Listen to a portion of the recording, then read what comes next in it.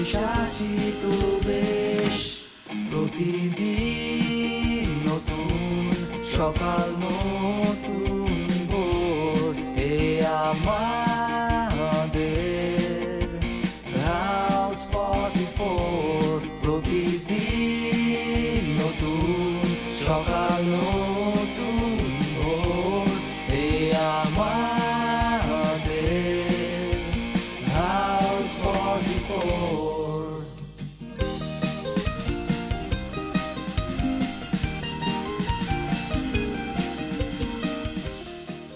আমরা যখন মায়ের পেট থেকে জন্মাই তখন কিন্তু আমরা খুব ভালো মানুষ হিসাবে জন্ম নেই। আস্তে আস্তে সময়ের সাথে সাথে আমাদের কি হয় সোলায়মান ভাই? আরে এই ভাইটিকে বিয়ে দেওয়ার জন্য আমি ওর ভাবি তো আমরা মাথা কুটে মরে গেলাম। এটা তো বিয়ে করেছি এই সংবাদের চেয়ে সুসংবাদ তো হতেই পারে না আমাদের জন্য। আমি পর্যন্ত আপনার কাছে সাজেশন নিতে আসতাম। আপনাকে এত বুদ্ধিমান, আপনি একতা নিয়ে কথা বলছেন, সবাইকে বন্ডিংয়ের কথা বলছেন, আপনি এত বড় একটা ভুল করতে পারলেন? সুলেমানের ফাঁদে আপনিও পাড়া দিলেন। আমি মানুষ খারাপ হতে পারি, আপনাদের সঙ্গে চিল্লাচিল্লি করেছি, হই হুল্লোড় করেছি, আপনাদের অনেক সময় খারাপ লেগেছে, কিন্তু ভাই নিকৃষ্ট কাজ করার লোক আমি না।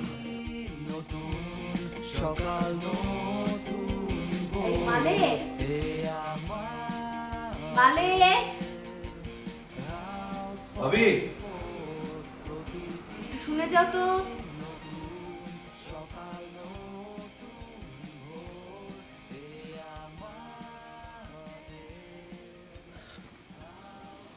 ভাবি, কি কিছু বলবেন?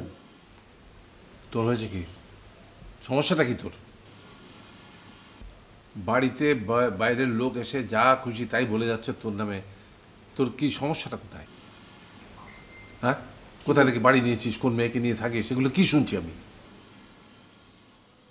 আরে কথা বললাম, বউ হয়ে গেলে কেন? আমার বাড়িতে এসে অপমান করে যাবে লোকের, আমি এগুলো শুনবো? এটা কি সমস্যাটা কোথায়? আরে তো কথা বলে না দেখি। আমি তুমি চুপ করো, আমি কথা বলছি।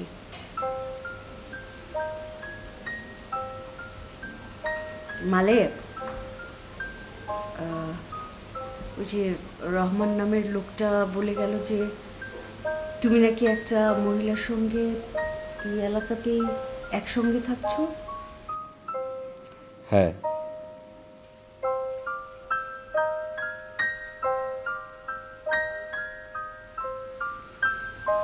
মালেক, মেয়েটা কি হ্যাপি?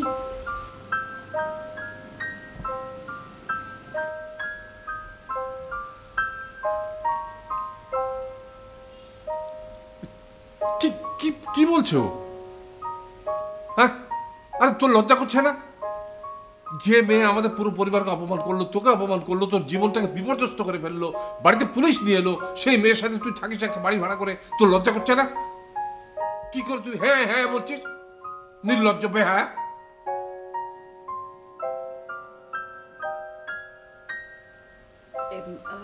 মালেক, তুমি যাও তো, আমি ও যাবে কোথাও? ওকে বলতে দাও, কথা বল।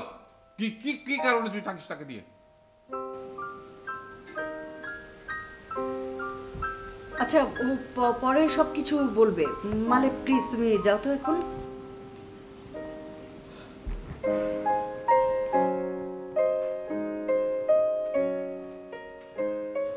যারা আমাদেরকে রীতিমতো অপমান করে গেল, পুরো পরিবারকে অপমান করে গেল, তাকে অপমান করলো, তার জীবনটা বিপর্যস্ত হয়ে গেল, সেই তাকে কিনা সে নিয়ে একসাথে বসবাস করছে।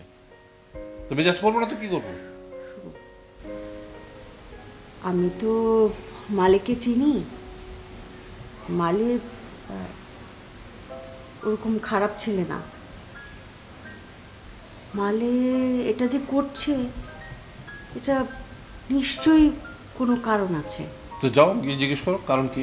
আমাকে তো বললো না কিছু, মুখ বন্ধ করে বসে রইলো, খালি হ্যাঁ দুইবার বলে চুপচাপ বসে থাকলো। হ্যাঁ, সেটাই ওর কাছ থেকে জানতে হবে। যাও। আমি যাব কেন? বকাঝকা করেছো তুমি, তুমি বড় ভাই, তুমি সবকিছু জিজ্ঞেস করো, সবকিছু জানো বোঝো, তারপর একটা ডিসিশন নাও। তো যাও, ওকে ডাকো। কিন্তু প্লিজ কোনো রাগারাগি করবে না, সব কিছু জানবে বুঝবে, দেন একটা বেটার ডিসিশন নেবে। ওকে? আর ডাকো ডাকো, যাও। আচ্ছা ডাকছি।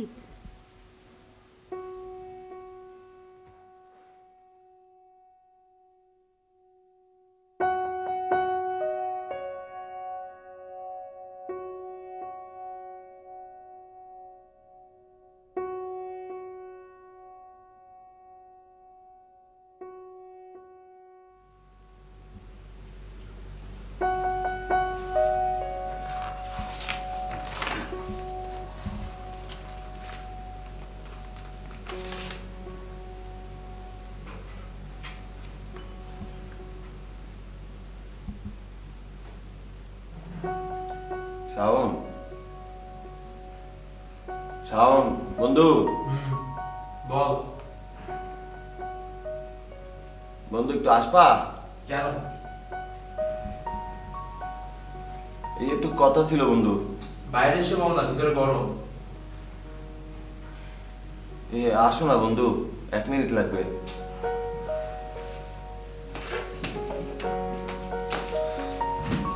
তুই তো জীবনে এত নরম হয়ে আমাকে ডাকোস না, কি চাস? বন্ধু, আমার তো মেয়ে খালি বন্ধু বন্ধুই করি, তো বন্ধু ভাই এই বাসায় মোর যদি কিছু থাকে, কেউ যদি আপন থাকে, এই মানুষটা হইলো তুমি।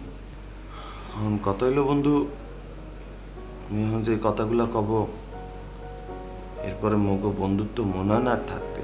তুই কি চুরি টুরি করছিস নাকি? চুরি তো মুই করি নাই বন্ধু, চুরি করলে মাফ পাওয়া যায়, মুই যা করছি ইয়ার কোনো মাফ নাই বন্ধু। তুই প্রতিশোধ নেওয়ার জন্য গুটিবাজি করছিস, তাই না? বন্ধুরে, এই দুনিয়ায় বাপ মার পরে কোনো সম্পর্ক যদি সবচেয়ে সুন্দর হয়, বুঝছো, এই সম্পর্কটা হইলো বন্ধুর সম্পর্ক। কি কি বলতে, আমার মাথা খুলে বলবি কি হয়েছে? এই একখান বন্ধু না ভাই হইতে পারে, একখান বন্ধু বইন হইতে পারে, বন্ধু সব হইতে পারে। সবচেয়ে বড় প্রমাণ কি জানো? সবচেয়ে বড় প্রমাণ তুমি। এই যে মুই বরিশালেতে আইসি একখান বাদাইম্মা পোলা, পকেটে কোনো টাকা পয়সা নাই, তুমি কি করলা? ওরে জায়গা দিলা, তোমার এই ছোট্ট একটু বেছানার মধ্যে ওরে ঘুমাইতে দিলা। আমি তোমার টাকা পয়সা দিই নাই, এখন করির লোভ দেয় তোমারে কত ঘুরাইছি বন্ধু। আসলে বন্ধু হয়েছে কি, আমি না প্রথম থেকে তোর প্রচুর মিথ্যা কথা বলছি। মুই যে তোমারে কই না মোর বাপ দুবাই থাকে, মোর বাপ দুবাই থাকে না, বাজান পঙ্গু, বরিশালে খামারি করে, দিয়ে ঘরের 2 বেলা আলো আসে না বন্ধু। মায়ের আনতে পারে না, মায়ের সারাদিন ক্যাশ ক্যাশ করে, মন মেজাজ খারাপ থাকে, রাগ হয়ে একদিন বাসাতে বাইরে হয়ে বসছি। তোমরা সুন্দর একখান সংসার পাইতে আসো, আমি তো কই রে কি অবস্থা। একজন বাপের মতো সবাইরে আদর করে, একজন মায়ের মতো সবাইরে শাসন করে, কোনো কথা তো মুই পাইলাম না। তো মুই জন্মের পর খালি দেখলাম মোটে সবাই লাত্তি গুতা মারে, মাইনে লওয়া যায় না। তুমগু খাইয়া তুমগু পিরে মুই তুমগু শিকড় কেটে দিছি বন্ধু। এই যে রহমান ভাই মানুষটা সবার মন থেকে এত ভালোবাসে, এই মানুষটারে আমি সবার কাছে এমন ভাবে বেইজ্জত করছি, এই মাফ আমি কই পাবো বন্ধু? কেডা দেবে মোরে এই মাফ? তুমি মোরে মাফ করবা? মাফ করবা বন্ধু? মিলন ভাই মোরে মাফ করবে? আমি এত বড় বলদ আমি না, বুঝি নাই। এই বলদা সিয়াম ভাই আছে না, একদিন আইসে আমারে কইতে আছে যে ভাই, যেই বাসায় আপনারে মোরা ঠাই দিলাম, ভাইয়ের মতো আপনারে ভালোবাসলাম, সেই বাসায় আপনি মুখে এত বড় একটা ক্ষতি কেমনে করলেন? আমি তোকে আসলেই ইয়ে তো নেমো খারামি বন্ধু, মুই যে অপরাধ করছি বন্ধু, এর তো কোনো ক্ষমা হয় না বন্ধু। মনে তো কেউ মাফ দেবে না। তুমি মনে মাফ দেবা বন্ধু? দেবা? তুই পুরাটা টাইম আমার সাথে মিথ্যা বলছস, তুই আমার বিশ্বাসকে নিয়ে খেলছস। তোর ছাদ ছিল না, তোর আমি থাকতে দিছি। আর তুই আমার দিকে তাকা, তোর আমি ভাই ডাকছিলাম। তুই আমার কাছে ক্ষমা চাস? তুই কি মনে করছিস? তাকাই দিকে কি মনে করছিস তুই? যে তুই মিথ্যা বলবা আর আমি তোমার বন্ধুত্ব থেকে বাদ দিয়ে দিব, আমি ভাই বল আর তোমাকে ভাই ডাকবো না? আমি এত ছোট লোক? আমার বন্ধুত্ব কি এমন? তুমি এই ধরনের বন্ধু মনে করছো আমারে? শোন, পৃথিবীর যত কিছু হয়ে যায়, কোনো শক্তি তোকে আমার থেকে আলাদা করতে পারবে না। তুইও জানোস, আমিও জানি, একমাত্র সৃষ্টিকর্তা ছাড়া। আর তুই আমার বলছ আমি তোকে ক্ষমা করে দিব, আমি তোর সাথে বন্ধুত্ব রাখবো না? সারা তুই কি আমার বন্ধু? তুই এগুলো মনে করস? তোকে আমি ভাই ডাকছি। কি ডাকছি তোকে? ভাই। আর ভাইদের সম্পর্ক কখনো নষ্ট হয় না। তুই সবসময় আমার ভাই ছিল, তুই আমার ভাই থাকবি, তুই আমার বন্ধু না, তুই আমার ভাই। পৃথিবীতে যত কিছুই হয়ে যাক, তো কখনো কোনো সমস্যা হবে, তো কখনো মন খারাপ হোক, আমার পকেটে টাকা থাকুক না থাকুক, আমার উপরে ছাদ থাকুক না থাকুক, সবসময় তুই আমার কাছে সাহায্য পাবি। আমি সবসময় তোর পাশে থাকবো। খালি একবার বলবি তোর কি দরকার, আমি পারি আর না পারি আমি চেষ্টা হইলেও করবে। আর খবরদার একটু মেয়েদের মতো কাঁদবি না। তোকে একটু মেয়েদের কান্দা তো মেয়েদের মতো লাগে। ছোটবেলাতে বারবার বলছিস শালা, কথায় কথায় ভ্যা ভ্যা করে কাঁদোস। কাঁদবি না। এক্ষুনি বাথরুমে যাবি, মুখ ধুবি। পুরুষদের মতো আমি ভাইয়ের সাথে থাকতাম, বোনের সাথে থাকতাম না, এটা মনে রাখবি, বুঝছো? যা মুখ ধুয়ে আস, আর জন্য খাবার বানিয়ে আনতেছি। কাঁদবি না।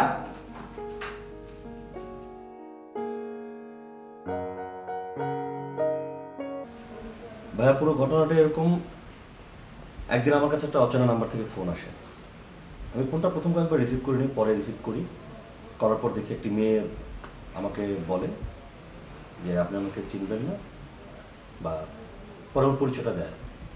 দেখি যে হ্যাপি। ও খুব কান্নাকাটি করে ফোনে এবং বলে যে আমি আসলে খুব বিপদে পড়েছি, আমি আপনার সাথে অন্যায় করেছি এবং আমার পরিবারের সাথে অন্যায় করেছি। আমি যে ছেলেটির সাথে চলে এসেছি সেটি আমাকে ধোঁকা দিয়েছে। আমার এখন ওর আসলে মুখ দেখানোর কোনো উপায় নেই। আমাকে যদি আপনি একটু হেল্প করতে পারেন, না হলে আমার আত্মহত্যা করতে হবে। তো আমার ওই মেয়েটির উপর অনেক রাগ ছিল, এটা খুব স্বাভাবিক। আপনি আমি আমাদের সবাইকেও অপমান করেছে। তারপর আমার হঠাৎ মনে হলো যে একটি মেয়ে এরকম বিপদে পড়েছে, তাকে দেখি একটু সহযোগিতা করতে পারি কিনা। আমি আপনাদের কাউকে শেয়ার করিনি, কারণ শেয়ার করলে আপনারা বিষয়টা মেনে নিতেন না, এটা অন্যরকমভাবে ব্যাখ্যা করা হতো। আমি মেয়েটির সঙ্গে আপনাদের না জানিয়ে দেখা করি এবং ওর সমস্যার কথাটা শুনি, এবং তারপর আমি আমার একটা ফ্রেন্ডের বাসায় আমার ফ্রেন্ডের আব্বা আম্মাকে বলি। ওনারা বিষয়টা এগ্রি করেন। তারপরে ওকে কয়েকদিন সেখানে শেল্টার দেওয়া হয়। সেইটা করবার জন্য আমি ওকে হেল্প করার জন্য, ওর কিছু লাগবে কিনা এই যোগাযোগ করার জন্য বাসায় যাতায়াত করছি। বিষয়টি এরকম আর কিছু না। আমি বিশ্বাস করি যে আপনি ভাবি আপনারা আমাকে চেনেন, আমি কতটা কি করতে পারি সেটা আপনারা জানেন, বুঝেন। ঘটনাটা হচ্ছে এরকম। তুই মেয়েটাকে বিয়ে করেছিস? প্রশ্নই ওঠে না। তো তাহলে ঘন ঘন যাতায়াত করিস, কেউ কিছু বলে না? এই যে আমার বাড়ি বয়ে এসে বলে যাচ্ছে, অপমান করে যাচ্ছে, এটা কি ঠিক হচ্ছে? এইটা আমাদেরকে, মানে আপনাদেরকে যারা বলেছে, যে বলেছে সে একটু বাড়িয়ে বলেছে। বাড়িয়ে তো বলবে, মানুষের কাজই তো বাড়িয়ে বলা। আজকে একজন বলছে, কালকে 100 জন বলবে। ভালো লাগবে? তাই বলে একটা মেয়ে বিপদে পড়েছে তাকে আমরা হেল্প করবো না? নিশ্চয়ই হেল্প করবো, কেন করবো না? তুমি হেল্প করেছো, আমি খুশি হয়েছি, কিন্তু এই হেল্পটাকে পার্মানেন্ট করো। তুমি তাকে বিয়ে করো। আপনাদের আপত্তি না থাকলে আমার কোনো আপত্তি নেই। আমাদের কোনো আপত্তি নাই। আমরা চাচ্ছি মানে একটা বিয়ে করো। আমরা তো সেই চেষ্টা করেছিলাম। তো তুমি খামাখা তোমার বদনাম কামাচ্ছ, মানুষ বাড়ি বয়ে এসে অপমান করে যাচ্ছে। আমি তোমার ভাইকে ভাবিকে তোমার পুরো পরিবারকে অপমান করছে। ব্যাপারটিকে আমি এরকম জায়গায় যাবে এরকম ভাবিনি। আমি জাস্ট একজন মানুষ হিসেবে একজন মানুষকে সহযোগিতা করতে গেছি। এখন তোমার কোনো আপত্তি আছে তাকে বিয়ে করতে? আমার কোনো আপত্তি নেই। বাস ঠিক আছে, তুমি যাও, ভাবির কাছে যাও, পুরো ব্যাপারটা পরিষ্কার করে বলো এবং বলো যে আমি চাচ্ছি যে তোমার বিয়ে করো। যাও, আর লোক হাসিও না, যাও।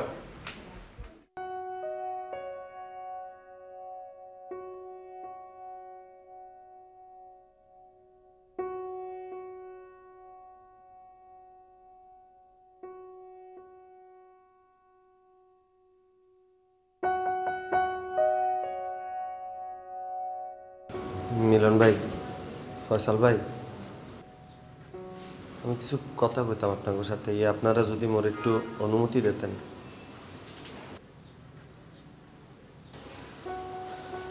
ভাই দেখেন, আমি গ্রামের থেকে আইসি, মোর বাসাতে মোরে বাইর করে দিছে আব্বা, মোরে তেজপুত্র করছে। ঢাকা শহরে এসে ভাবছিলাম কিছু কইরে খাবো। লেখাপড়া তো শিখি নাই, কেউ কাম কাজও দেয় না।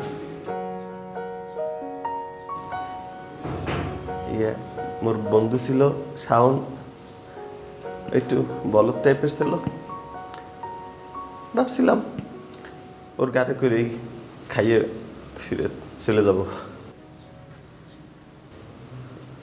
কিন্তু ভাই এই বাসায় আইসে না ভাই, মোর মাথা ঘুরে গেছে। আপনারা তো মিলেমিশে থাকেন, না আমার সহ্য হয় নাই। ছোটবেলাতে লাত্তি কুতা খেয়ে পড়েছি, আমার সহ্য হয় নাই ভাই। এই জন্য ভাবছি যে রহমান ভাই যে আছে,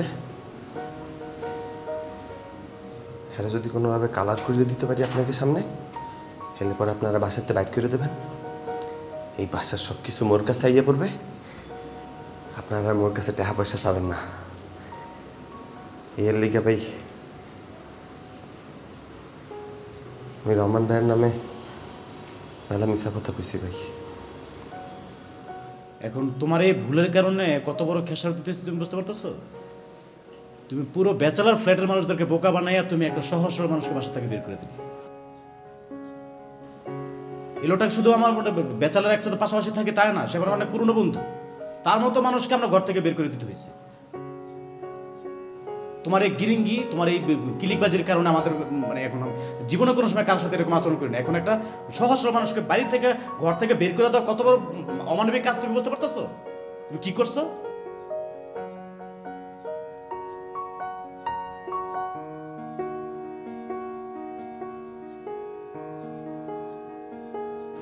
ভাই মোর ভুল হয়ে গেছে, আই মিস্টেক। তো আমি ঠিক করে দিতে পারবো না ভাই। আমি যেটা করতে পারি, ওর একটা মিনিট সময় দেন ভাই, মুই আইতেছি।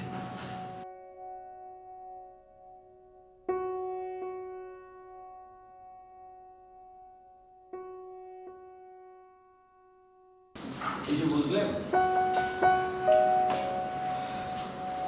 তো? কোনো কথা আমার বিশ্বাস না। এটা দেখা গেল যে আবার নতুন করে নতুন কোনো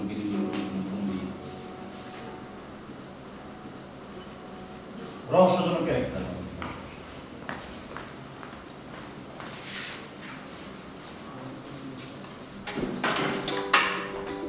ভাই।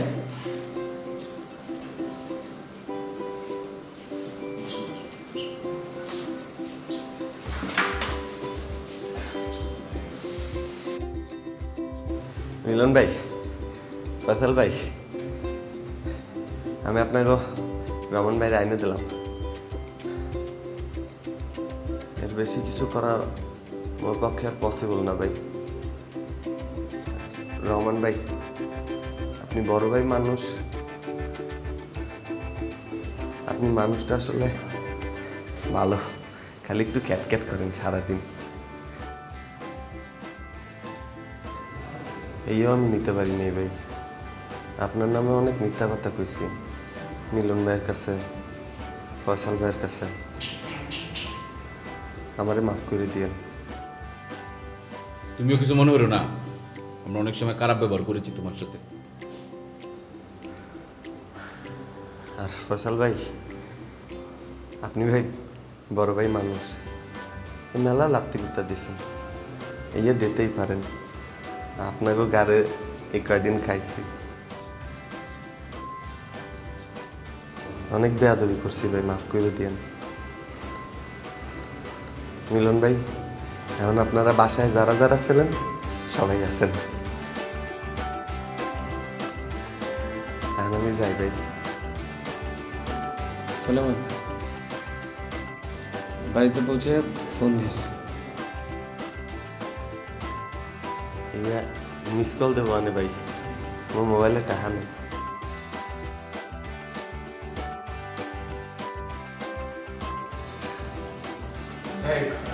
শেষ পর্যন্ত কিন্তু ছেলেটা একটা ভালো কাজে করলো। ওর প্রতি অনেক বিরোধ ছিলাম, মেজাজ অনেক গরম হয়ে গেছে, সে দুধের পিটাই। যাই হোক শেষ পর্যন্ত রং ভাই চলে গেল। হ্যাঁ আমরা তো আছি, আপনি ঠিক আছেন তো? তোমার ক্যামেরা দেখে মনে হয় ঠিক আছে কিনা? যাও আমার ব্যাগ রেখে যাও, ধরো দেখতে সরি রং ভাই, সরি ভাই, আমি আমার মানে জাস্ট ভাই। শহরের এক কোণে টুকরো টুকরো হাসি। তো আপনাদের সবার দাওয়াত। আসলে আমরা তো ফ্যামিলি, এই দোতলা নিচতলায় থাকি, তো ফ্যামিলি তো, তাই না? দাওয়াতটা কি শুধু তোমাদের বাসায় কাজ করার জন্য নাকি খাওয়ার জন্য? মোহাম্মদ মালেউদ্দিন, পিতা মুসলিউদ্দিন, 30 সাল ময়মনসিংহ নিবাসী, 10 লক্ষ 1 টাকার দিল মহারণায় আপনাকে নিকাহ করতে আসিয়াছে। আরে আম্মু আসছিল একটু আগে, অনেকক্ষণ ছিল।